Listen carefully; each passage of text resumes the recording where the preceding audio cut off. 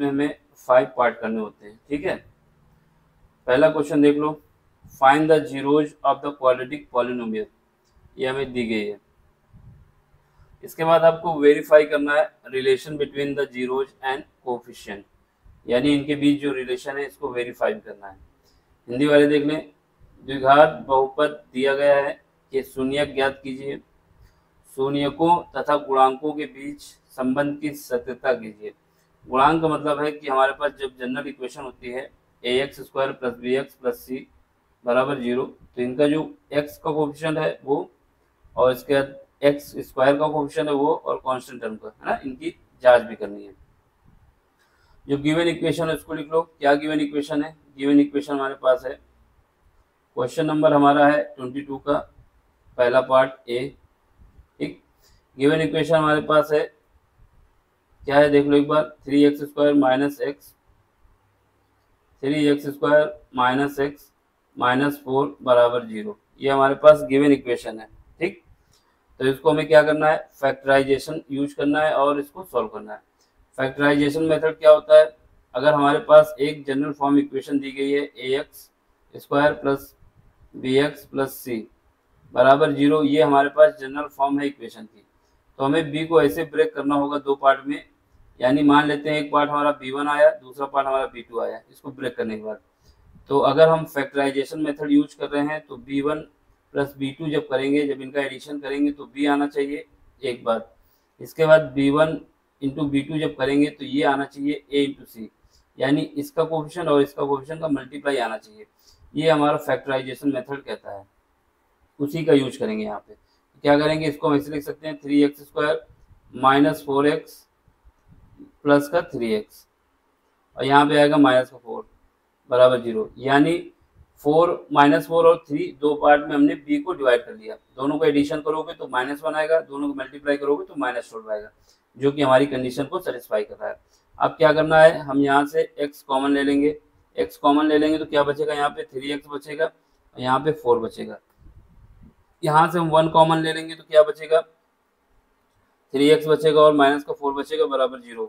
ठीक है, अब इसके बाद 3x माइनस 4 कॉमन ले लो, 3x माइनस 4 जब कॉमन ले लेंगे तो क्या बचेगा, अंदर x बचेगा प्लस का 1 बचेगा, बराबर क्या आएगा, 0 आएगा। यहाँ से हमारे पास 3x माइनस 4 बराबर 0 आया, इसका मतलब 3x माइनस 4 बराबर एक बार 0 लिखेंगे, दूसरा x प्लस 1 बराबर 0 रखेंगे। ठीक है, यहाँ से हमारे पास x की वैल्यू क्या आ जाएगी, x की वैल्यू आ जाएगी 4/3 एक बार, और यहाँ से x की वैल्यू आ जाएगी मेरे पास माइनस का 1। इसका मतलब क्या हुआ, हमारे पास जो जीरोज आए या रूट्स आए या शून्यक है, क्या है, जीरोज जो आया, जीरोज आ गए क्या, अल्फा कॉमा बीटा जो आ गया, ये आ गया मेरा 4/3 और माइनस का 1। ठीक है, ये हमारे पास आ गया। तो पहला पार्ट आपका हो गया। अब इसके बाद क्या करना है, आपको वेरीफाई करना है। वेरिफिकेशन के लिए क्या है, अगर हमारे पास जनरल फॉर्म होते हैं तो उसके लिए कंडीशन क्या है, वेरिफिकेशन। वेरिफिकेशन का मतलब यानी जांच करने के लिए, सत्यता के लिए, अगर हमारे पास जनरल इक्वेशन होती है ax square plus b x plus c बराबर 0, ये हमारे पास क्या है, general form, general form of quadratic equation. ठीक है, ये जनरल फॉर्म है। तो इससे जब कंपेयर करेंगे तो a की वैल्यू हमारे पास कितनी आ जाएगी, जो गिवन इक्वेशन है, गिवन इक्वेशन में क्या है 3x, यानी a की वैल्यू 3 आ जाएगी, b की वैल्यू कितनी आ जाएगी, b की वैल्यू -1 आ जाएगी, और c की वैल्यू कितनी आ जाएगी, ये इक्वेशन पे देख रहे हैं हम। ठीक है, c की वैल्यू कितनी आ जाएगी, c की वैल्यू आ जाएगी -4।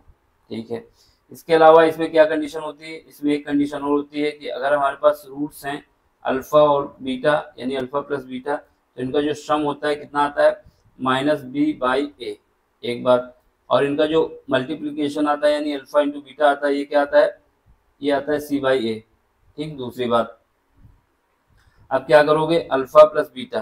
ठीक, अल्फा प्लस बीटा हम ऊपर निकाल चुके हैं, लेकिन उससे पहले -b/a की वैल्यू जो निकाले उसको रखो। यहाँ से अल्फा प्लस बीटा, ये वैल्यू कितनी है, यहाँ पे b की वैल्यू कितनी है हमारे पास, माइनस का 1 है, माइनस आगे भी है, माइनस 1 भी है, और a की वैल्यू 3 है। इसके बाद अल्फा इंटू बीटा की वैल्यू रख दो। अल्फा की वैल्यू हमने क्या निकाली, अल्फा बीटा की, अल्फा और बीटा की वैल्यू हमने ये निकाली है 4/3 और माइनस का 1। यहाँ पे क्या है, अल्फा बीटा की रखोगे, अल्फा की वैल्यू कितनी है 4/3, बीटा की वैल्यू कितनी है -1, ये हमारा जो ये आया, ये पार्ट कितना आया है, 1/3 आया है।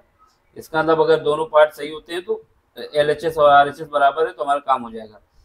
ठीक है, अब इसको फर्दर सोल्व करो तो कितना आएगा, यहाँ से 4 - 3 डिवाइड बाई 3, ये बराबर 1/3 आना चाहिए। और ये हम जब देखेंगे तो 1/3 बराबर 1/3, इसका मतलब क्या हुआ, ट्रू। ये हमारा ट्रू क्यों है, क्योंकि LHS बराबर RHS। एक बात तो हमारी ट्रू हो गई कि इनका कोएफिशिएंट में जो रिलेशन है वो सही है। अगली बात के लिए क्या करोगे, अल्फा इंटू बीटा करोगे। अल्फा इंटू बीटा क्या होता है, C/A होता है। ठीक है, अब अल्फा और बीटा की वैल्यू रखो। अल्फा की वैल्यू कितनी है, 4/3 जो हमने निकाला है। बीटा की वैल्यू कितनी है, -1 है। अब यहाँ पे आओ, सी की वैल्यू कितनी है, सी की वैल्यू हमारे पास है -4, और इसके बाद ए की वैल्यू कितनी है, 3 है। तो इन दोनों का जब मल्टीप्लाई करोगे तो -4/3 बराबर -4/3। तो ये भी हमारा क्या आया, LHS बराबर RHS। तो इसका मतलब हमारा वेरिफिकेशन हो गया है, इसलिए वेरीफाइड। ठीक, ये क्वेश्चन में ऐसे ही करना होता है। 4 नंबर मिल जाएंगे, मौज करना, पास हो जाना 4-4 से। अब इसके बाद क्या है, ये हमारे पास एक इक्वेशन दी गई है, निम्नलिखित रैखिक समीकरणों के युग्मों को हल कीजिए, इसका सॉल्यूशन निकालना है। इंग्लिश वाले देख लें, solve the following pair of linear equation. ठीक है, इसको हमें सॉल्व करना है। 0.2x + 0.3y = 1.3 and 0.4x - 0.5y = -0.7। सबसे पहले गिवन इक्वेशन को लिखते हैं।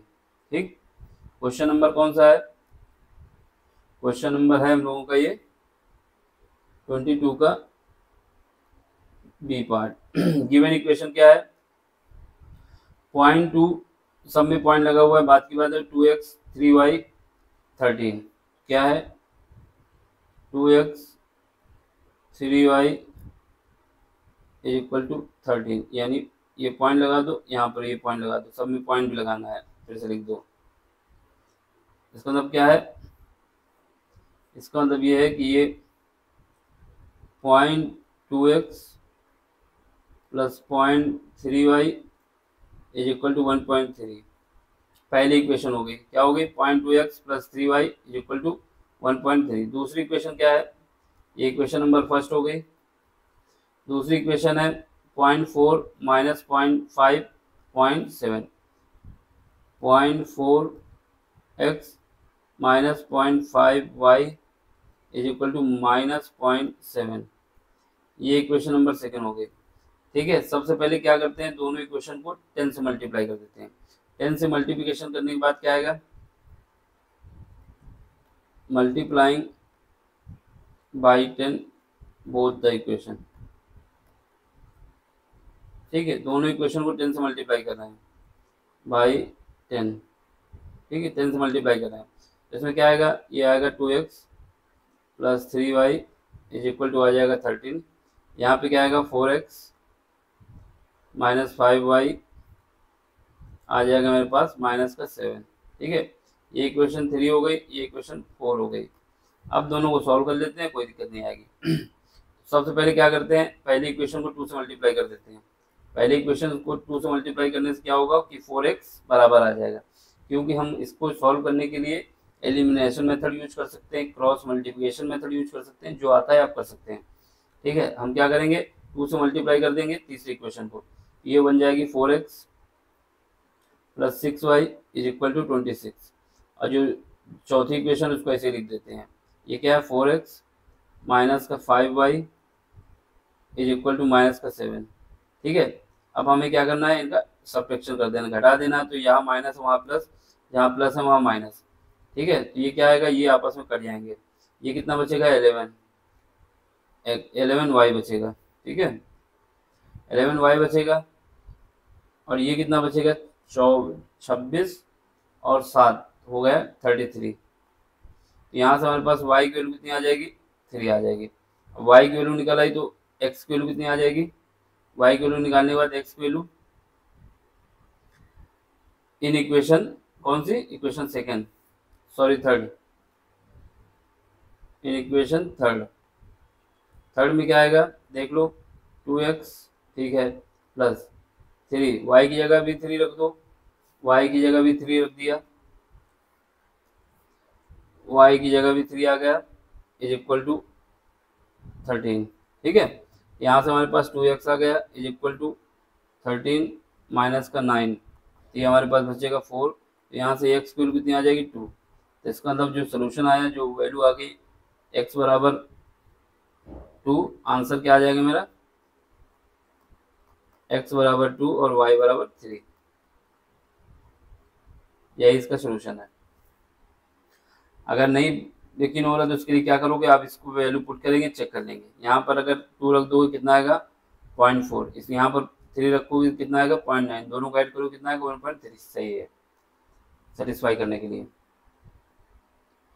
अब इसके बाद क्या है, आपसे कह रहा है कि सिद्ध कीजिए कि बाह्य बिंदु से वृत्त पर खींची गई स्पर्श रेखाओं की लंबाई बराबर होती है। ये हमको सिद्ध करना है ना। इंग्लिश में देख लो, prove that the length of the tangent drawn from an external point to a circle are equal. ये क्या है, इक्वल है। तो हमारे पास जो है उसको यूज करते हैं। ठीक, जो हमारे पास पहले, सबसे पहले हम सर्किल बना लेते हैं। ठीक, ये रहा हमारा क्वेश्चन नंबर 22 का सी पार्ट। ये हमारे पास सर्किल बन गया। ठीक है, एक पॉइंट हमारा यहाँ पे है, इस पॉइंट को मान लेते हैं पी है। क्या मान लेते हैं, पी है। इस पॉइंट से यहाँ पे एक लाइन खींची जाती है, ये टेंजेंट है, याद रखना है, सीधे खींचनी है। ये हम जैसे बना रहे हैं, इसका मतलब ये है कि यहाँ पे हमारे पास, ये आप बिल्कुल स्ट्रेट बनाएंगे, इसको टच करते हो जाएगी। ठीक है, यहीं पे टच करेंगे, तो ये हमारी क्या हो गई, लाइन हो गई। ठीक, ये टेंजेंट हो गई। ये जो जिस पॉइंट पे टच कर रही है ये हमारा पॉइंट ए हो गया। ठीक है, एक टेंजेंट हो गई। इसके बाद दूसरी टेंजेंट जो है वो भी यहाँ से खींचते हैं, जो पॉइंट ई है, ये सीधी खींचेंगे, ऐसे नहीं खींचेंगे जैसे यहाँ पे बन गया, बिल्कुल स्ट्रेट रहेगी। ठीक है, तो ये पॉइंट हमारा क्या है, ये हमारा पॉइंट बी है। सेंटर इसका जो है, ये सेंटर ये हम मान लेते हैं ओ है। ठीक, इसने ये बोला है कि जो लाइन खींची जा रही है, ये क्या है, जो लाइन खींची जा रही है यानी पी ए और पी बी बराबर है। ठीक, एक लाइन हम मिला देंगे जो सेंटर से पास होगी, जो दोनों में कॉमन है एक हिसाब से, ये पॉइंट है।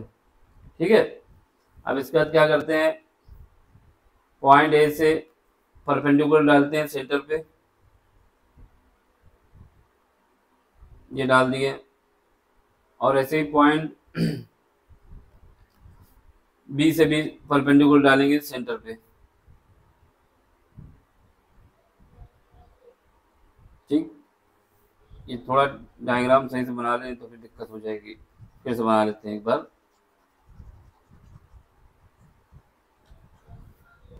नहीं तो दो बराबर दिखने लगे तो दिक्कत आ जाएगी ना।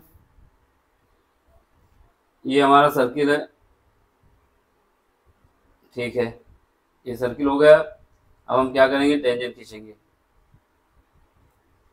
ये हमारा सेंटर है ओ इसका, तो सबसे पहले इसको मिलाने वाली लाइन खींच देंगे।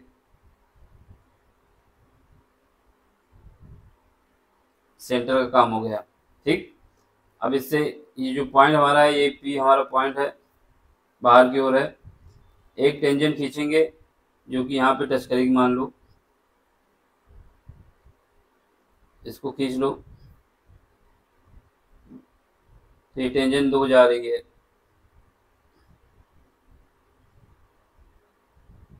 ठीक है, दूसरी टेंजेंट जो खींचेंगे वो कहाँ पे टच करेगी, दूसरी टेंजेंट ये है, मान लो ये यहाँ पे टच कर रही है।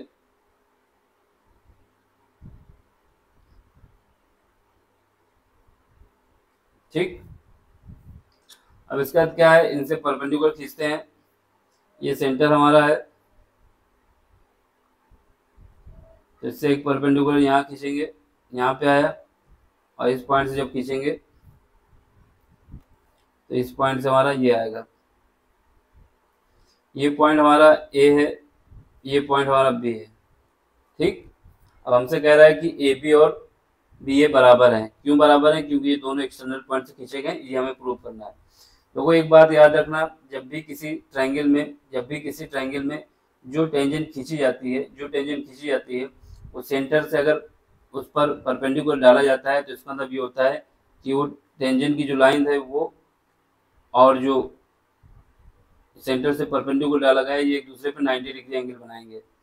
सेम केस यहाँ पर भी होगा, ये वाला एंगल जो हमारा होगा ये 90 डिग्री होगा।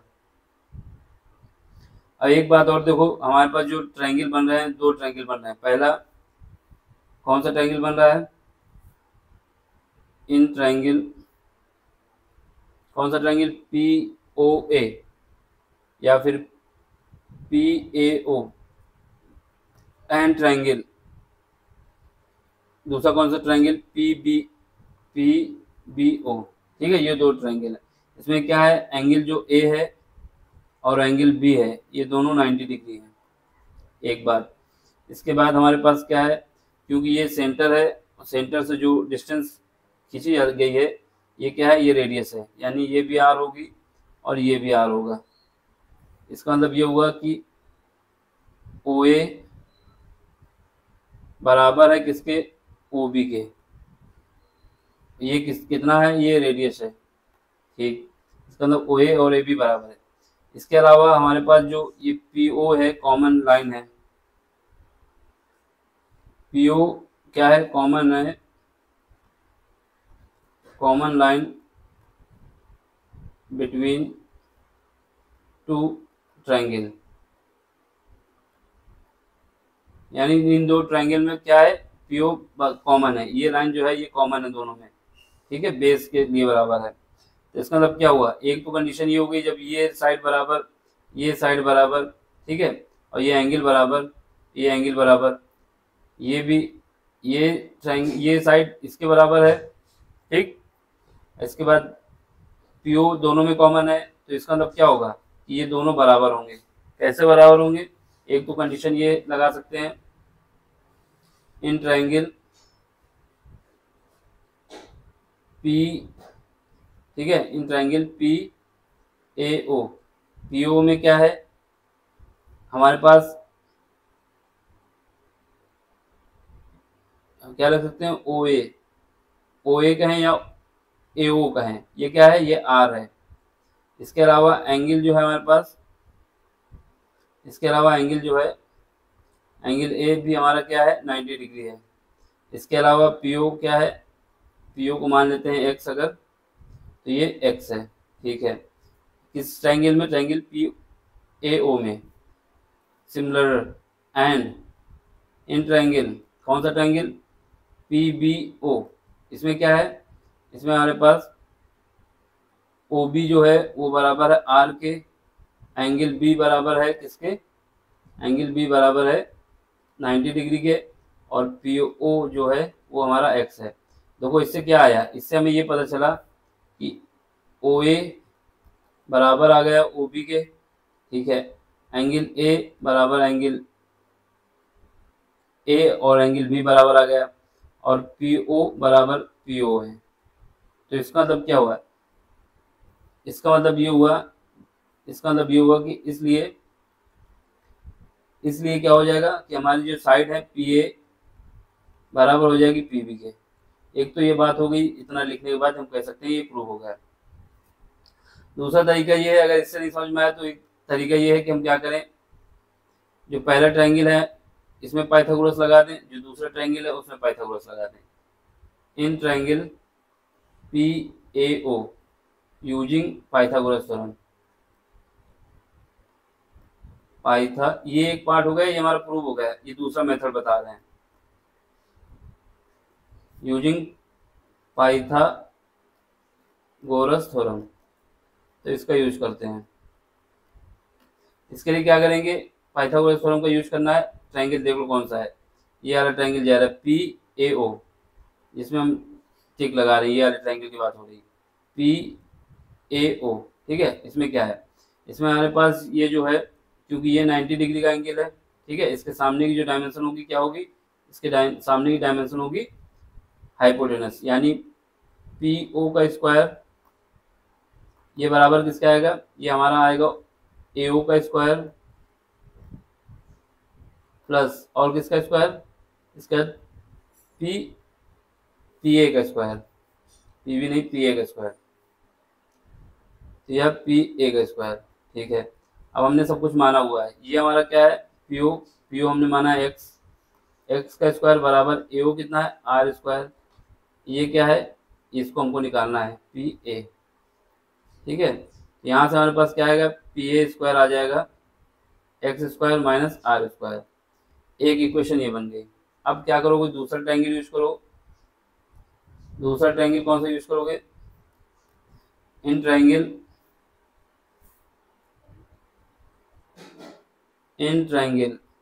कौन सा ट्रायंगल यूज कर रहे हैं, PBO का मतलब है ये वाला ट्रायंगल नीचे वाला।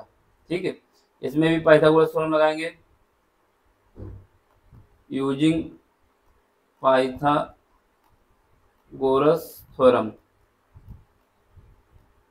जब इसमें यूज करेंगे क्या आएगा, यहाँ से हमारे पास, यहाँ पे देख लो एक बार, क्योंकि ये जो डायमेंशन है ये वाली PO, ये हमारा क्या है, क्योंकि 90 डिग्री के सामने की जो डायमेंशन होती है क्या होती है, हाइपोटेनस। यहाँ पर भी क्या होगा, PO स्क्वायर जो होगा वो बराबर होगा किसके, BO स्क्वायर और PB square, sorry PB square. ठीक है, यहाँ पर भी देख लो, यहाँ पर क्या है, PO की वैल्यू कितना है, x स्क्वायर है, इसकी वैल्यू कितनी है, इसकी वैल्यू हमारे पास है R स्क्वायर। ये कितना है, प्लस ये हमारा है PB स्क्वायर। यहाँ से हम क्या कर सकते हैं, PB स्क्वायर निकाल सकते हैं, कितना आ जाएगा, x square minus R square. ये इक्वेशन सेकेंड आ गई। अब देखो, इस पहली इक्वेशन और सेकेंड इक्वेशन के दोनों पार्ट ही बराबर हैं। इसका मतलब क्या हुआ है, in equation first and second क्या करोगे, ये इक्वल है, इसका मतलब क्या होगा, PA स्क्वायर बराबर आ जाएगा PB स्क्वायर। इसका मतलब ये हो गया कि PA बराबर PB। तो यही हमें प्रूव करना था। इसने पूछा था कि ये बराबर है कि नहीं, ये हमें प्रूव करके दिखाना था, हमने दिखा दिया। समझ में आए तो लाइक भी करते रहिए भैया, शेयर भी करते रहिए। ठीक है, तो ये हमारा क्वेश्चन हो गया, यही हमें प्रूव करना था इसमें, ये हमने प्रूव कर दिया। अब अगला क्वेश्चन देख लो, इसमें क्या है, क्वेश्चन नंबर डी में देखो क्या है करना, डी में भी हमें प्रूव करना ही है। ठीक,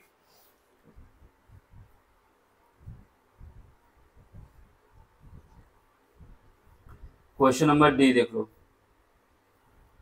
हिंदी वाले भी देख लें एक बार। एक त्रिभुज दिया जा रहा है आपको, त्रिभुज में क्या प्रूव करना है कि त्रिभुज जो है उसमें एक लाइन है, त्रिभुज ABC की भुजा क्या है, BC है, BC पर एक बिंदु D है। ठीक है, D इस प्रकार है कि इसमें कंडीशन ये हो रही है कि जो हमारे पास एंगल बन रहा है, एंगल ADC बराबर है एंगल BAC। तो आपको ये सिद्ध करना है कि, सिद्ध क्या करना है कि हमारे पास जो ट्रायंगल बन रहे हैं इसमें CA स्क्वायर बराबर हमारा क्या है, CA स्क्वायर जो है ये हमारा बराबर है किसके, CB के और CD के। तो हमें ये प्रूव करना है। ठीक, इंग्लिश वाले भी देख लें एक बार,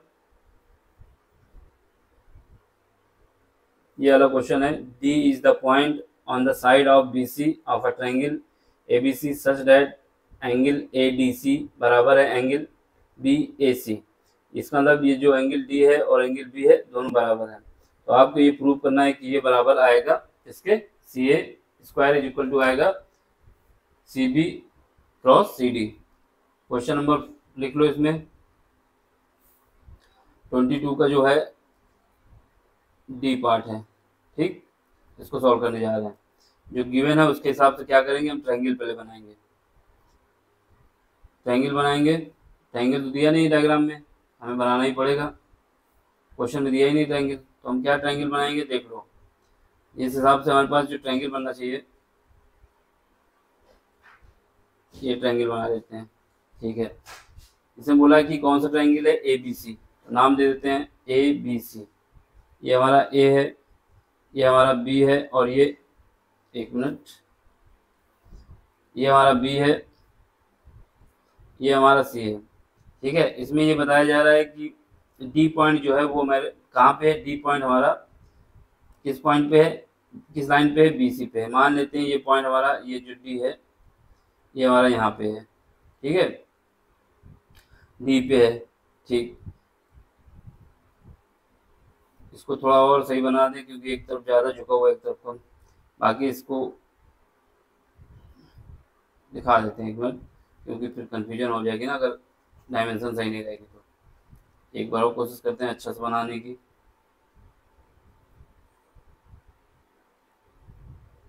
बाकी बनेगा तो वैसे ही। ठीक, ये ऐसा बन गया, सेम ही तो बना है। एक मिनट, ट्रायंगल बनाना भी मुश्किल हो जाता है।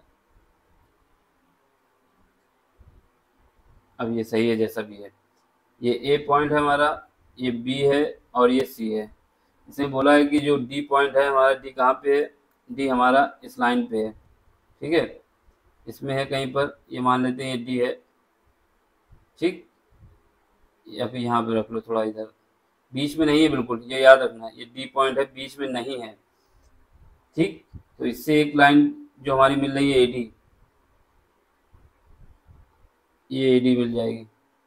90 डिग्री नहीं है भैया, इसको थोड़ा अलग ही रखना है, जो 90 डिग्री दिखने लगे। इसमें कंडीशन ये है कि ये जो एंगल बनेगा हमारा, ये एंगल यानी एंगल ए जो है, अगर ये थीटा है तो ये भी एंगल जो बन रहा है ये भी क्या होगा, ये भी थीटा होगा। ऐसा क्वेश्चन में बोला है, तो ये एंगल हमारा क्या होगा, angle D is equal to होगा थीटा। ठीक है, जैसे हमें कंडीशन दी है उसके हिसाब से। अब हमें क्या करना है, हमें ये प्रूफ करना है, जो प्रूफ क्या करना है, प्रूफ ये करना है कि सी ए स्क्वायर जो है वो हमारा आना चाहिए C B into C D.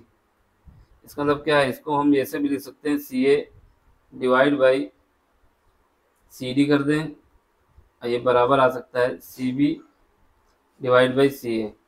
अगर ये हम प्रूव कर दें तो हमारा काम बन जाएगा। इनका क्रॉस मल्टीप्लिकेशन करोगे तो यही आएगा। इसका मतलब हम अगर ये प्रूव कर दें तो काम हो जाएगा। तो अब हमें क्या करना है, देखना है कुछ पे, सारा खेल इसका डायग्राम पे ही डिपेंड है। डायग्राम समझ गए तो काम हो गया। देखो यहाँ पे जो है इसने क्या बोला है कि ये जो एंगल है, एंगल ए और एंगल डी आपस में बराबर हैं। ठीक है, एंगल डी और एंगल ए जो है आपस में बराबर हैं। तो ट्रायंगल देखो, इन ट्रायंगल, कौन से ट्रायंगल की बात हो रही है देख लो पहले। ट्रायंगल की बात करेंगे बी ए सी। बी कहाँ है, ये है, ए कहाँ है, ये है, और सी कहाँ है, ये। इन ट्रायंगल बी ए सी। ठीक है, और दूसरा ट्रायंगल कौन सा है हमारे पास, ट्रायंगल ए डी सी। ए क्या है, ये है, डी क्या है, ये है, सी क्या है, ये है, यानी ए डी सी। पहले हमने पूरे ट्रायंगल लिया बी ए सी। ठीक है, पहले हमने पूरा ट्रायंगल लिया बी ए सी, फिर उसके बाद कौन सा ट्रायंगल लिया, ये वाला जो पार्ट था इसका, ये ए डी सी, इसको ले लिया। इसमें क्या है, इसमें कॉमन एंगल हमने बताया, एंगल डी जो है और ए है बराबर है, कॉमन एंगल है ना, एंगल ए बराबर है एंगल डी के। एक बात, इसके अलावा क्या है, ये हमको गिवन भी है और ये कॉमन भी दिया है।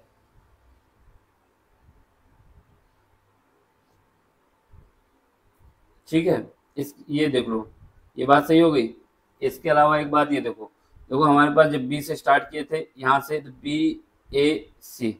ठीक है, बी ए सी, और यहाँ से पहुँचे ए डी सी। इसका मतलब क्या हुआ, एक ये जो एंगल बन रहा है, अगर ये हमारा एंगल थीटा वन है, ठीक है, तो ये एंगल दोनों में कॉमन आ रहा है। यानी जब बड़ा ट्रायंगल ले रहे हैं, बी से स्टार्ट करते हैं, बी, एक एंगल बी आएगा, एक एंगल ए आएगा, एक एंगल सी भी आएगा ना।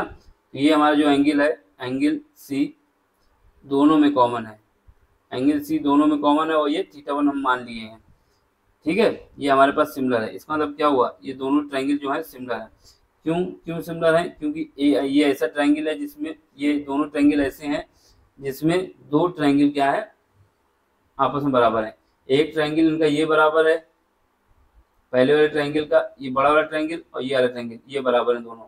ठीक है, दूसरा ट्रायंगल ये सी जो है कॉमन है दोनों में, ठीक। इसलिए क्या होगा, ये दोनों जो है, इसलिए ट्रायंगल बी ए सी सिमिलर है, ठीक।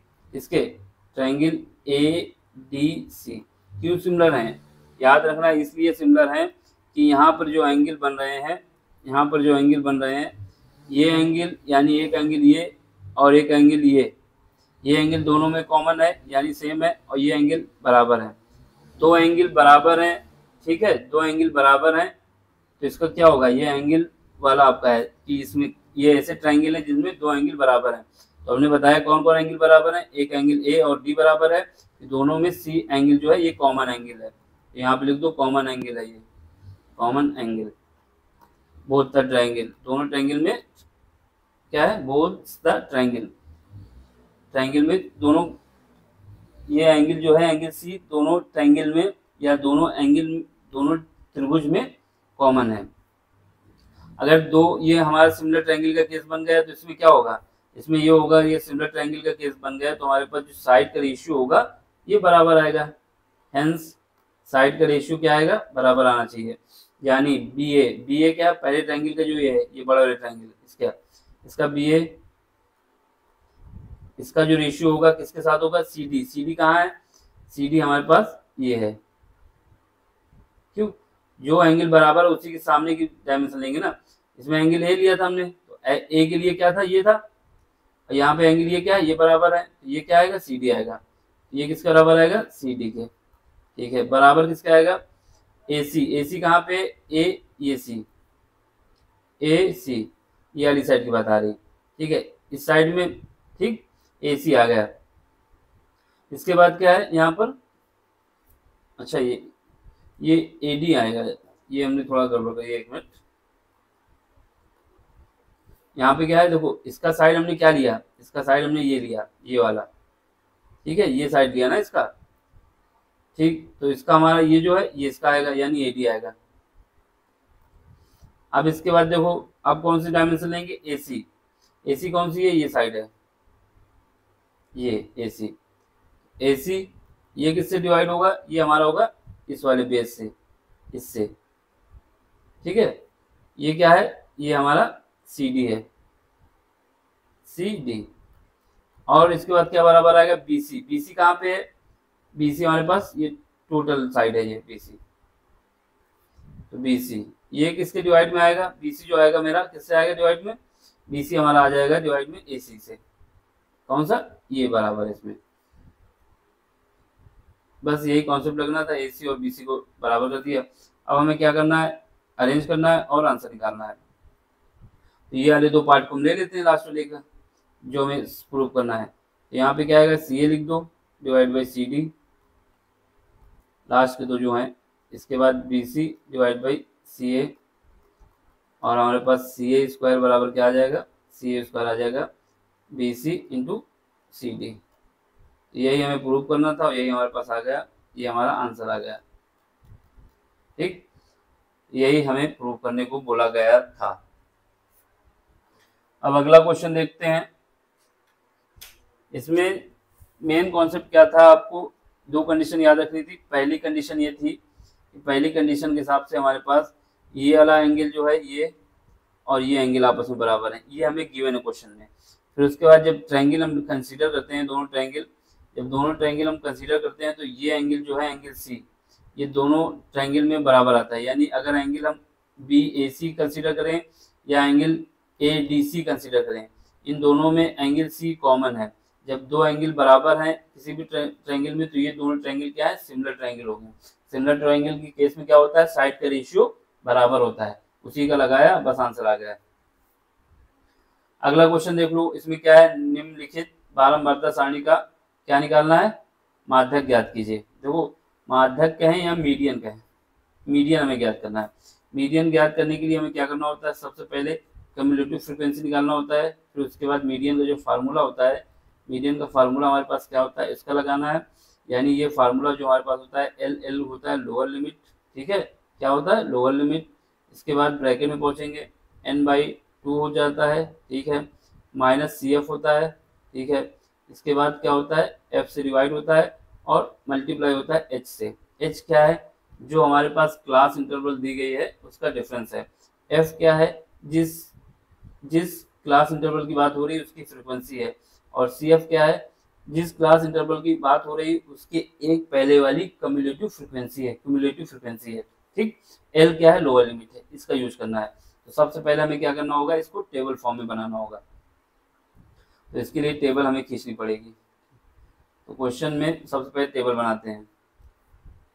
तो क्वेश्चन कौन सा है, क्वेश्चन नंबर है अंगा है, अंगा बोले तो ई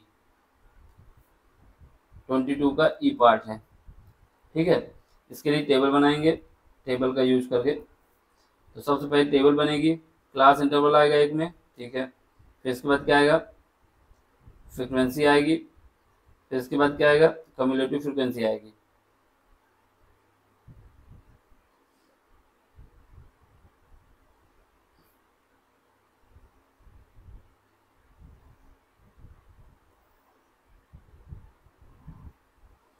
पहले पुट करो कितना है, कहाँ से स्टार्ट हुआ है, 15 से 20, फिर उसके बाद 45 तक, 50 तक गया है। 5 का डिफरेंस है, क्या है, 15 से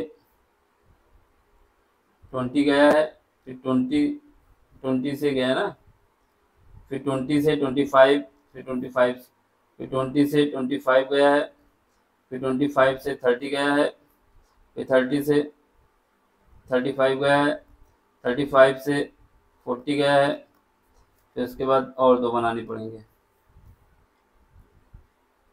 तो और दो बना ही लो।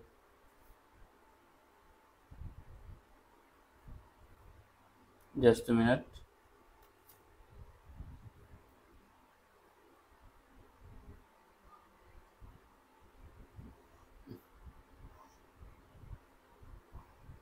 ठीक, ये क्या आया, 35 से 40। यहाँ पे देखो, यहाँ पे क्या आएगा, यहाँ पे आएगा 40 से 45। सॉरी, कलर तो अलग ही रखे हैं तो सही रहेगा। यहाँ पे क्या आ जाएगा, 45 से, एक मिनट, कलर चेंज नहीं किए, यहाँ पे आ जाएगा 40 से 45, फिर यहाँ से 45 से 50। देख लो इतना ही दिया है, 50 तक दिया है। ठीक है, अब इसके बाद इसको रख दो 14, 56, 60। पहले क्या है, जो हमारे पास फ्रीक्वेंसी है, यहाँ पर हमारे पास क्या है, क्लास इंटरवल है, जिसको हम किससे लिखेंगे, इसको हम लिख देंगे, एक मिनट, इसको भी ब्रैकेट में ही लगा दें।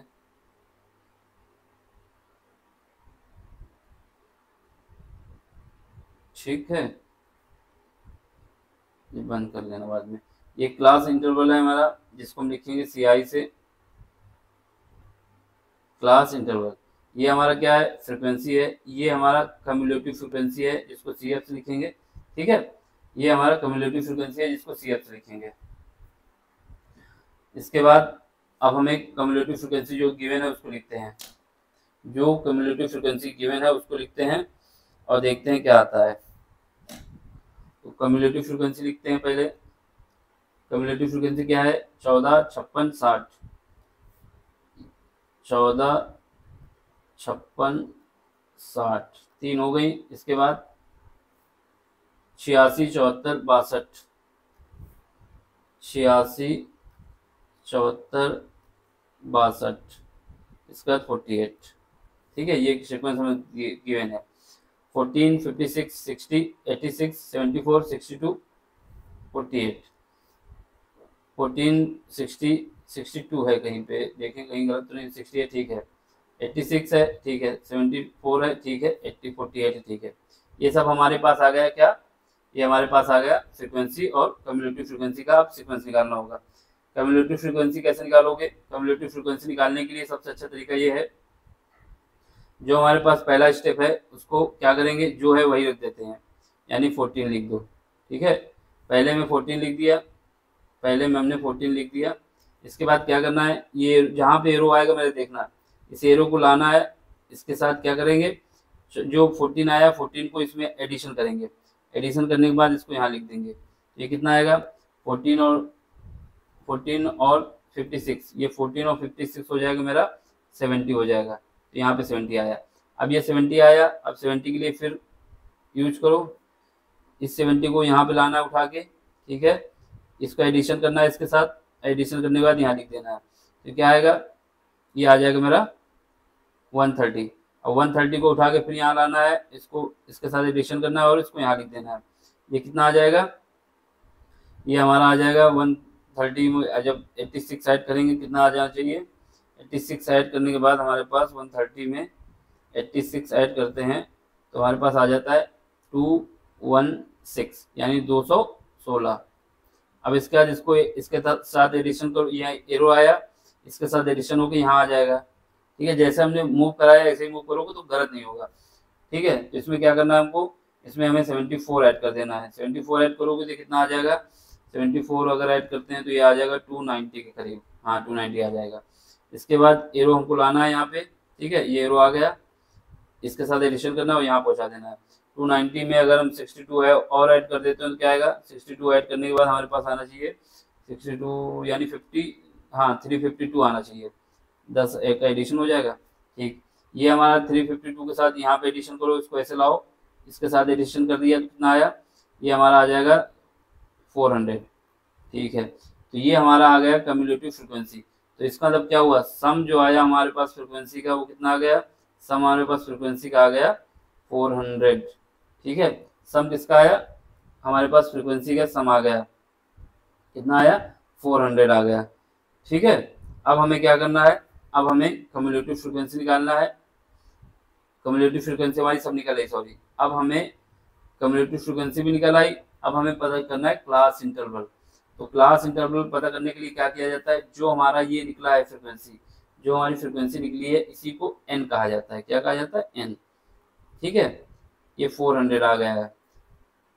अब हमारे पास क्लास इंटरवल पता करने के लिए हम क्या करते हैं, क्लास इंटरवल के लिए हम क्या करते हैं, क्लास इंटरवल के लिए जो फ्रिक्वेंसी है उसको डिवाइड करते हैं 2 से, यानी n/2 निकालते हैं, n/2 यानी 400 डिवाइड बाई 2, ये कितना आएगा 200, 200 आया। इसका मतलब हमारे पास जो 200 आया है वो पहुंचेंगे कम्युलेटिव फ्रिक्वेंसी के पास, इससे जस्ट बड़ा, इसके बाद जो आएगा है ना, इससे जस्ट बड़ा का मतलब है इसके बाद जो आ सकता है, इसके बाद कौन सा आ सकता है इसको देखेंगे, वही हमारा क्लास इंटरवल आएगा, यानी 200, 200 कहाँ पे आएगा, 200 हमारा इस पे आएगा।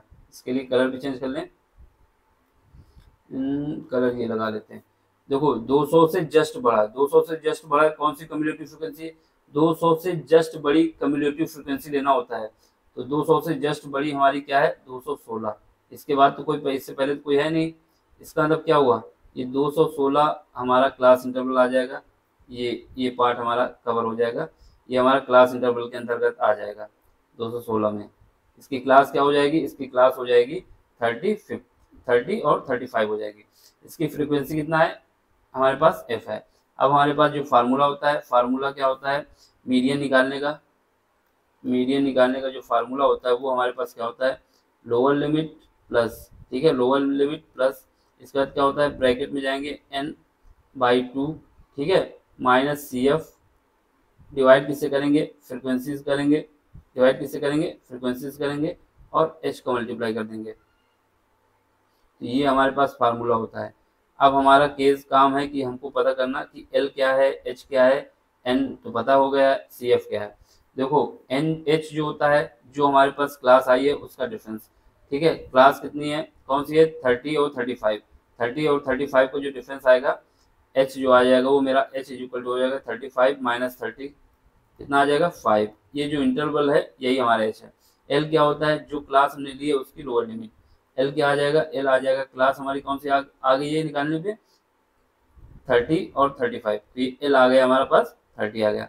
अब CF क्या है, CF जो होता है जो भी क्लास हमने ली है, जो भी क्लास ली है उसके ऊपर जो हमारे पास कम्युलेटिव फ्रिक्वेंसी है वही, ये क्लास है इसके ऊपर कौन सी कम्युलेटिव फ्रिक्वेंसी है 130, यानी CF की वैल्यू हमारी कितनी हो जाएगी, CF की वैल्यू हो जाएगी 130।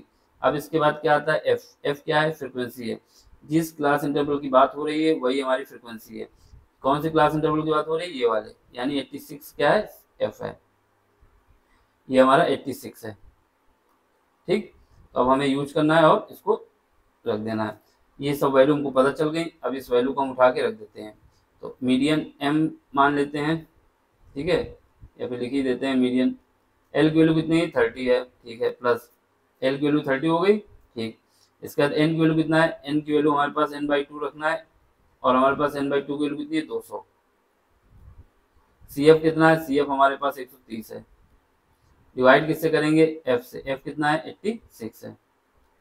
मल्टीप्लाई किससे करेंगे, मल्टीप्लाई करेंगे 5 से, क्योंकि क्लास इंटरवल 5 है। इसको सॉल्व करेंगे कितना आ जाएगा, ये 30 अलग ही रखो, इसको सॉल्व करेंगे कितना आ जाएगा, 70 करीब, और 70 यहाँ पे आ जाएगा 86, यहाँ पे आ जाएगा 5। अब इनका सबको मल्टीप्लिकेशन करके सॉल्व करना है, ठीक है। तो जैसे हमारे पास 70 का मल्टीप्लाई अगर हम करते हैं किससे, 70 का 5 से मल्टीप्लाई करेंगे तो हमारे पास आ जाएगा 30, ये हो जाएगा 350 डिवाइड बाई 86, ठीक है। अब इसके बाद 350 को अगर हम इससे डिवाइड कर दें, अगर हम डिवाइड कर देते हैं 86 से, तो हमारे पास कितना आना चाहिए, हमारे पास अप्रॉक्सीमेट जो आ जाएगा, देखा जाए तो 8 में से 40 होता है, यानी 5 से तो कम ही आएगा। तो ये 30 जब इसको करेंगे तो कितना आएगा, 4, 1 मिनट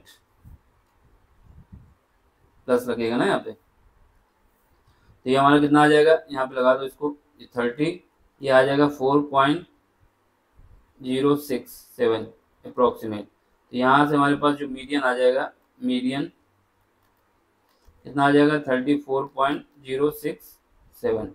यही हमारा आंसर है, ठीक है, ये आंसर है। अगला क्वेश्चन लास्ट है शायद इसका,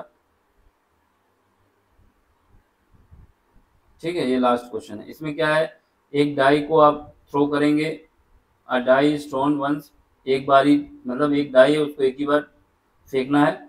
फाइंड द प्रोबेबिलिटी, कौन सी प्रोबेबिलिटी फाइंड करना है, पहला कि प्राइम नंबर है, दूसरा नंबर 2 और 6 के बीच में आना चाहिए, ये दो कंडीशन है, ठीक है। देखो प्रोबेबिलिटी क्या होती है, प्रोबेबिलिटी होती है कितने हमारे पास पॉसिबिलिटी हैं और कितना आउटकम आएगा, क्या होता है, कितना हमारे पास पॉसिबिलिटी है और कितना आउटकम आएगा, ठीक है। इस क्वेश्चन को यही कर देंगे, पीछे पेज में जगह है, जगह तो है, यहीं पर कर देते हैं। हिंदी वाले देख लें, एक बार क्वेश्चन पढ़ लें। एक पासे को एक बार फेंका जाता है, ठीक है, निम्नलिखित को प्राप्त करने की प्रायिकता ज्ञात कीजिए। पहला अभाज्य संख्या, दूसरा 2 और 6 के बीच में कोई भी संख्या। तो सबसे पहले हम क्या करेंगे, जो क्वेश्चन हमारे पास है, क्वेश्चन कौन सा है, क्वेश्चन नंबर जो है हमारे पास 22 का लास्ट पार्ट यानी F, ठीक है। जो हमारे पास सैंपल स्पेस है, सैंपल स्पेस का मतलब है कितने पॉसिबिलिटी हैं, यानी सैंपल स्पेस, स्पेस जो S से लिखा जाएगा वो क्या आ जाएगा, S, कितनी पॉसिबिलिटी है, यानी एक डाई को अगर हम एक बार फेंकते हैं, एक पासे को एक बार फेंकेंगे तो 1 आ सकता है, 2 आ सकता है, 3 आ सकता है, 4 आ सकता है, 5 भी आ सकता है और 6। इसके अलावा तो कुछ नहीं आ सकता ना, 7 तो आता नहीं कभी। यानी अगर हम थ्रो करेंगे तो ये 6 पॉसिबिलिटी हैं जो आ सकते हैं। लेकिन जो हमारे पास आउटकम आने की पहली पॉसिबिलिटी बता रहा है, पहली पॉसिबिलिटी ये बता रहा है, जो ई हमारा मान लेते हैं ये आउटकम आया है, ठीक है। ई आने की पॉसिबिलिटी कितनी है, इसने बोला है कि ई हमारा अभाज्य संख्या है, अभाज्य मतलब prime number. Prime number, prime number क्या होता है, प्राइम नंबर ऐसा नंबर होता है जो अपने आप से डिवाइड हो या फिर 1 से डिवाइड हो, इसके अलावा किसी से डिवाइड ना हो।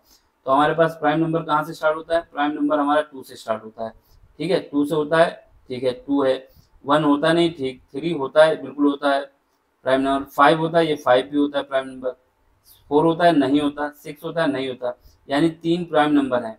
इसका मतलब प्रोबेबिलिटी हमारे पास क्या है, प्रोबेबिलिटी ऑफ इवेंट ई की जो है वो है कितने आउटकम है, यानी पॉसिबल आउटकम, पॉसिबल आउटकम, और क्या होती है प्रोबेबिलिटी, पॉसिबल आउटकम और total sample space, total sample space, ये हमारे पास प्रोबेबिलिटी का फार्मूला होता है ना, कि कितने आ सकते हैं, कितने आने की पॉसिबिलिटी है और टोटल कितने हैं, ठीक है। तो यहाँ से देख लो, हमारे पास प्रोबेबिलिटी ऑफ ई निकालना है। प्राइम नंबर के लिए पहला केस है ये, प्राइम नंबर कितने आ सकते हैं, 1 2 3, यानी 3 पॉसिबिलिटी है। टोटल कितने हैं, सैंपल स्पेस में 6 हैं, तो ये क्या आएगा, 1/2 आ जाएगा। तो ये हमारा पहला आंसर आ गया कि प्राइम नंबर आने की पॉसिबिलिटी कितनी है, 1/2 है। तो ये आंसर हो गया। इसके बाद आगे बढ़ो, आगे क्या है सेकंड पार्ट में ये कह रहा है कि हमारे पास जो है एक नंबर ऐसा आना चाहिए 2 और 6 के बीच आना चाहिए, ऐसा नंबर आना चाहिए कि 2 और 6 के बीच स्थित हो। तो पहले देखते हैं क्या नंबर हो सकता है 2 और 6 के बीच। यानी हम मान लेते हैं ये एफ इवेंट है, ये क्या क्या आ सकता है 2 और 6 के बीच। 2 और 6 के बीच 3 आ सकता है, बिल्कुल आ सकता है। बीच में है 2 और 6 को इंक्लूड नहीं करना है, 4 आ सकता है, बिल्कुल आ सकता है। 5 आ सकता है, ये भी आ सकता है। यानी 2 और 6 के बीच 3 पॉसिबिलिटी है। देखो जब बीच में बोलता है, बिटवीन बोलता है, तो इसका मतलब होता है कि इंक्लूड नहीं करना है। अगर बोल देता कि इंक्लूड करना है तो हम इंक्लूड कर लेना, लेकिन यहाँ पे बोला है कि बीच में है। बिटवीन का मतलब है इनके बीच वाली, यानी 2 और 6 को नहीं लेना है। तो ये हमारे पास पॉसिबिलिटी आ गई। बस यहाँ पर भी हमारे निकाल लेंगे प्रोबेबिलिटी ऑफ एफ। ठीक है, ये कितना हो जाएगा, इसमें इवेंट कितने हैं 3 है, टोटल कितने हैं 6 हैं, 1/2 आ जाएगा। तो आंसर हमारे पास क्या आएगा, पहले का भी आंसर 1/2 आया, दूसरे का भी 1/2 आया। समझ में आया, लाइक करें, शेयर करें और सब्सक्राइब करें। Thank you for watching.